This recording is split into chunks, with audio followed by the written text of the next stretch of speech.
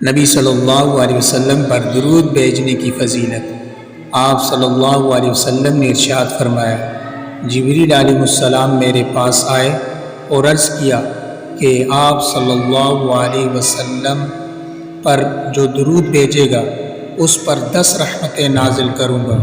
اور جو سلام بھیجے گا اس پر 10 مرتبہ سلام بھیجوں گا۔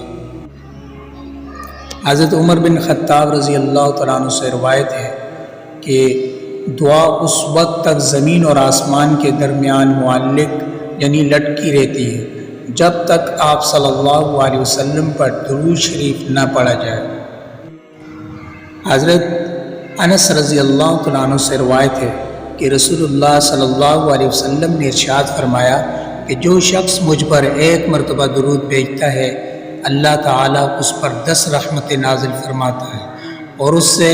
10 گناہ معاف ہوتے ہیں اور اس کے 10 درجے بلند ہوتے ہیں۔ حضرت ابن مسعود رضی اللہ تعالیٰ عنہ سے روایت ہے کہ رسول اللہ صلی اللہ علیہ وسلم نے ارشاد فرمایا، قیامت کے دن میرے ساتھ سب آدمیوں سے زیادہ قریب وہ ہوگا جو مجھ پر کثرت سے درود شریف پڑھنے والا ہوگا۔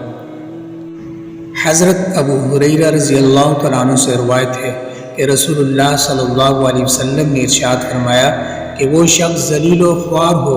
جس کے سامنے میرا ذکر کیا جائے اور وہ مجھ پر درود نہ بھیجے۔